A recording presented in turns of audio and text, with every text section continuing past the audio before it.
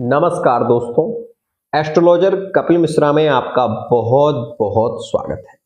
आज हम बात करने वाले हैं विशेष रूप से ग्रह की आहुति किस मुख में जा रही है और ये कैसे जाने कि वह जो हम हवन कर रहे हैं, पूजन कर रहे हैं, पाठ कर रहे हैं, उसके लिए जो हम आहुति दे रहे हैं वो किस ग्रह के मुख में जा रही है। मित्रों, प्रायः आज के समय में इस विषय की जानकारी लोगों को बहुत कम है, जिसके चलते अग्निबास तो लोग देख लेते हैं, लेकिन किस ग्रह के मुख में आहुति जा रही है यह देखना उनके लिए बहुत ज्यादा कठिन विषय लगता है। इसलिए आज मैं आपके सामने एक ऐसी सरल विधि लेकर आया हूं जिसके माध्यम से मित्रों आप ये जान पाएंगे कि वर्तमान समय में आपके लिए किस मुख में आहुति जा रही है और अग्निबास में आपको कौन सा दिन सबसे ज्यादा श्रेयस्कर देखना चाहिए। आइए मित्रों, सबसे पहले मैं आपको बता देना चाहता हूं कि वर्तमान समय में जो सूर्य अभी चल रहे हैं वो मित्रों वृश्चिक राशि में गोचर कर रहे हैं। साथ ही आप ये भी जानते ही होंगे कि जब सूर्य वृश्चिक राशि में गोचर कर रहे हैं तो इस समय में मंगल और शुक्र के साथ में विशेष रूप से यह युतिबद्ध हैं, मतलब युति में चल रहे हैं। मित्रों, इस बात का भी ध्यान रखें कि यह जो समय चल रहा है ये विशेष रूप से लाभकारी समय है। अनुराधा नक्षत्र में वर्तमान समय में सूर्य चल रहे हैं।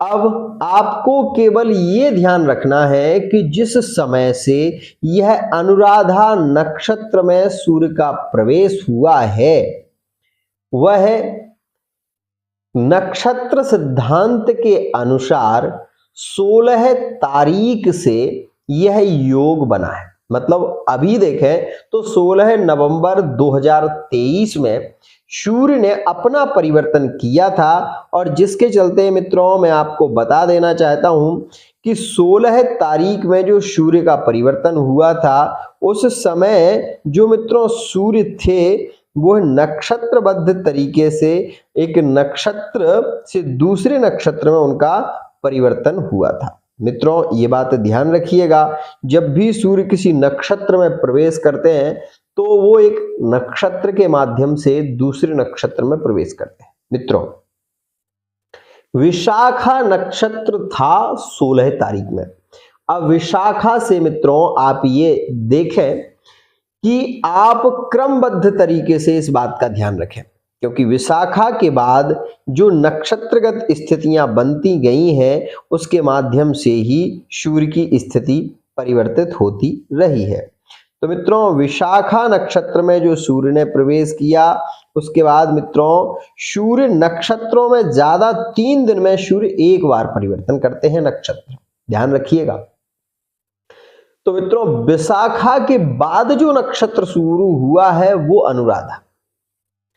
अब आपको केवल 3 नक्षत्रों को बांटना है और इन नक्षत्रों को आप विशेष रूप से जब 3 नक्षत्र 9 ग्रहों में बांटेंगे तो 27 नक्षत्र पूर्ण हो जाएंगे। आप बांट के देख सकते हैं, 3 का यदि गुणा 9 में किया जाए तो 27 की संख्या हमें प्राप्त होती है। इसी 27 नक्षत्रों के क्रमबद्ध से आप यदि सरल विधि से जानना चाहें तो मैं आपको बता दूं कि सूर्य जिस नक्षत्र में प्रवेश किया है, जैसे कि विशाखा नक्षत्र में है तो आप उनके पास में निर्णय सागर पंचांग है तो आप 1 2 3 गिन लें और एक दिन उसमें एक्स्ट्रा, मतलब जिस दिन से आप गिन रहे हैं तो 1 2 3 दिन गिन लें और उसके बाद मित्रों जो सूर्य के मुख में आहुति जा रही है वो आहुति अशुभ है, इसलिए आप सूर्य के मुख की जो आहुति है उसमें हवन करना श्रेयस्कर नहीं है।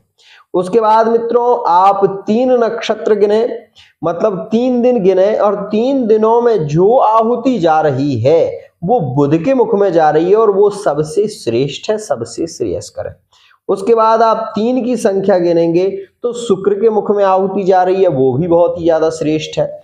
उसके बाद मित्रों आप 3 गिनेंगे तो विशेष रूप से इसके बाद जो नक्षत्र में जा रही है वो शनि के मुख में आहुति जा रही है, इसलिए इस दिन शनि के लिए जो आहुति आप देंगे वो शनि के मुख में जा रही है, इसलिए इस दिन हवन करना श्रेयस्कर नहीं है और आपको आहुति नहीं देनी चाहिए, हवन नहीं करना चाहिए।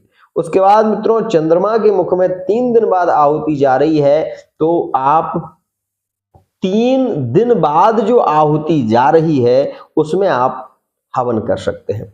और उसके बाद मित्रों मंगल के मुख में आहुति जा रही है जो अशुभ है, साथ ही इसके बाद मित्रों गुरु के मुख में आहुति जा रही है जो सबसे ज्यादा श्रेष्ठ है।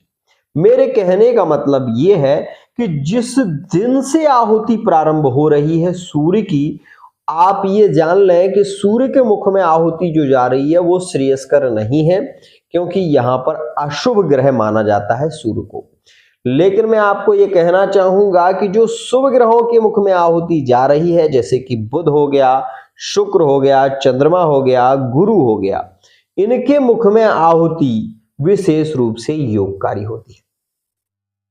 मित्रों बृहदबकाड़ा चक्र में भी आपको ये चीजें देखने को मिलती हैं जो कि ज्योतिषीय सिद्धांत पर लागू होती हैं। यह सरल विधि है। दूसरी विधि मित्रों यह है कि जिस नक्षत्र में प्रवेश सूर्य का है उस नक्षत्र से 3 नक्षत्र आप गिन लें।